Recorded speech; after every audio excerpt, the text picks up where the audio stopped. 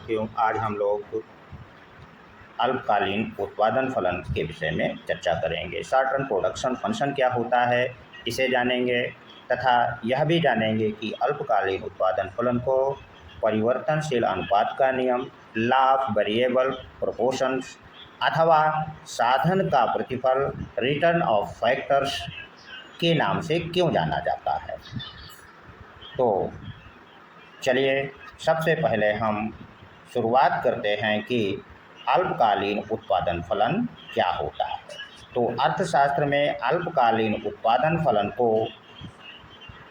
को हम Q equal to function of L के रूप में प्रदर्शित करते हैं, जहाँ पर L श्रम है और K पूंजी है।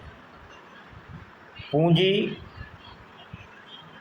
को इस उत्पादन फलन में स्थिर मान लिया गया है और L जो श्रम है को परिवर्तनशील माना गया है।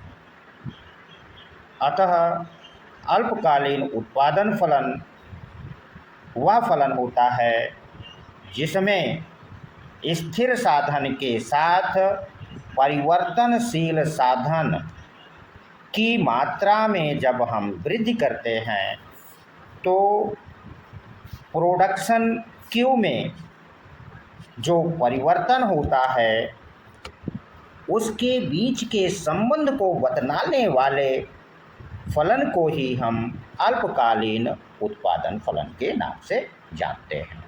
ठीक, स्पष्ट हो गया कि अल्पकालीन उत्पादन फलन से क्या अभिप्राय है।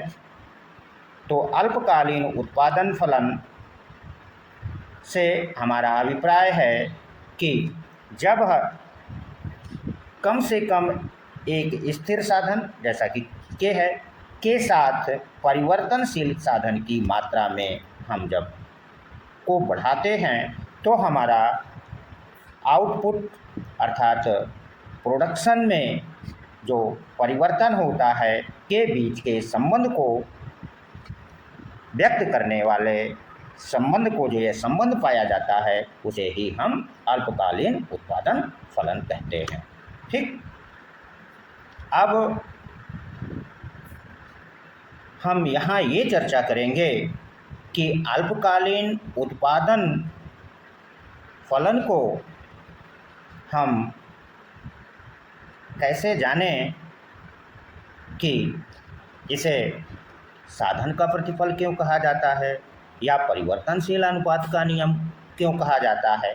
तो चलिए, जैसा कि हमने अभी चर्चा की कि अल्पकालीन उत्पादन फलन में एक साधन के जो कि स्थिर है के साथ परिवर्तनशील साधन L की मात्रा में जब हम वृद्धि करते हैं तो हमारा कुल उत्पाद अर्थात प्रोडक्शन में जो परिवर्तन होता है वह किसका परिणाम है, परिवर्तनशील साधन की मात्रा L के परिणाम स्वरूप प्राप्त हुआ है।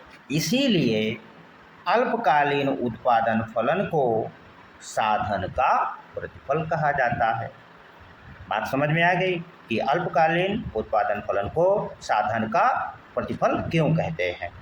चलिए, अब हम यह जानेंगे कि अल्पकालीन उत्पादन फलन को परिवर्तनशील अनुपात का नियम क्यों कहा जाता है, अर्थात लॉ ऑफ वेरिएबल प्रोपोर्शन क्यों कहा जाता है, इसकी भी चर्चा कर लें।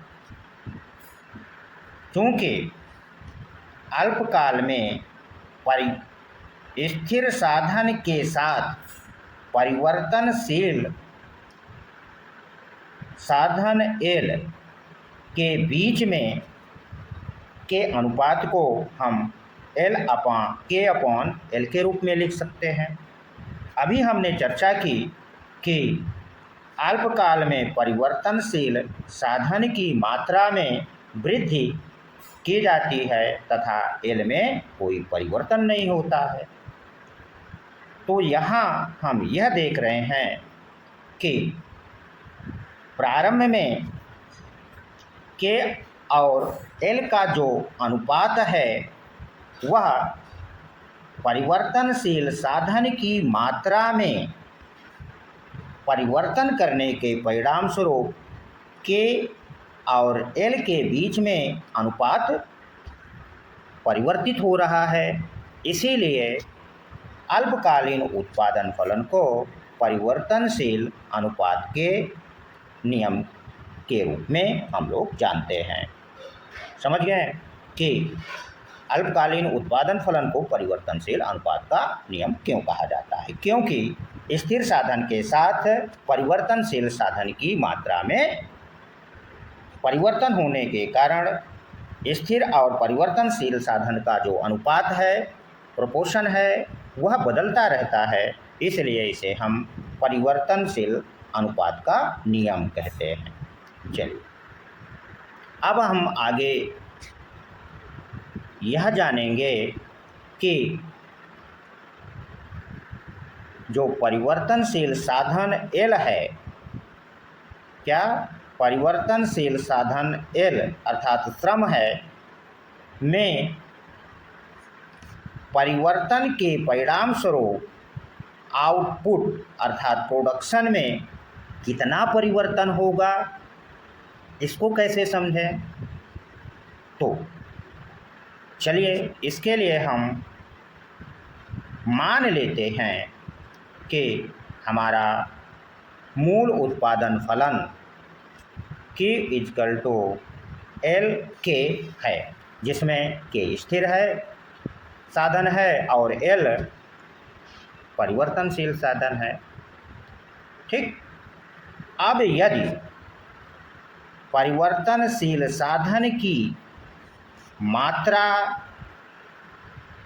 में A गुना हम वृद्धि करते हैं, जिसके परिणाम स्वरूप उत्पादन अर्थात प्रोडक्शन में यदि B Guna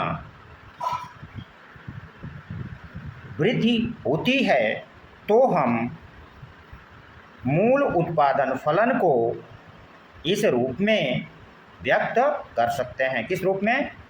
B into del Q, B into Q equal to function of A into L के रूप में। ठीक, जहाँ A L तथा B Q में A श्रम साधन की मात्रा में वृद्धि को बतलाता है तथा B प्रोडक्शन में होने वाले परिवर्तन को व्यक्त करता है। अतः हम कह सकते हैं कि अल्पकाल में A और B के बीच में जो संबंध पाया जाता है या जो A और B के बीच में जो संबंध को हम व्यक्त करते हैं, उसे ही हम क्या कहते हैं? अल्पकालीन उत्पादन फलन कहते हैं। अर्थात A और B का संबंध अल्पकालीन उत्पादन फलन को व्यक्त करता है। कैसे व्यक्त करता है? अल्पकालीन उत्पादन फलन का A और B समझ रहे हैं हम क्या कहना चाह रहे हैं? A जो कि परिवर्तनशील मात्रा लेबर की जो मात्रा है में A गुना परिवर्तन होता है और Q में B गुना परिवर्तन होता है। ठीक, तो श्रम साधन के में A गुना परिवर्तन के परिणाम स्वरूप प्रोडक्शन Q में B गुना जो परिवर्तन होता है, वह A और B के कारण है। A और B का यह परिवर्तन हमें यह बतलाता है कि अल्पकालीन उत्पादन फलन का स्वभाव क्या होगा या अल्पकालीन उत्पादन फलन की कितनी स्थितियां संभव हो सकती हैं। चलिए इसको जान लेते हैं। कितनी स्थितियां संभव हो सकती हैं? तो अल्पकालीन उत्पादन फलन में की 3 स्थितियां संभव हैं। कितनी स्थितियां? कुल 3 स्थितियां संभव हैं। पहली स्थिति यह हो सकती है कि अल्पकाल में B का मान A से अधिक हो, अर्थात परिवर्तनशील की साधन की मात्रा में वृद्धि A और उत्पादन की मात्रा में होने वाली वृद्धि अधिक हो, तो इसे हम अल्पकालीन क्रमागत उत्पादन वृद्धि नियम कहते हैं। अर्थात अल्पकाल में क्रमागत उत्पादन वृद्धि नियम लागू हो रहा है। इसे लॉ ऑफ इंक्रीजिंग रिटर्न कहते हैं। यदि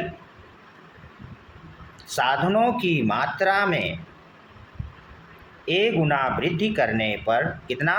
A गुना वृद्धि करते हैं, परिणाम स्वरूप उत्पादन की मात्रा में जो वृद्धि होती है वह B होती है। यदि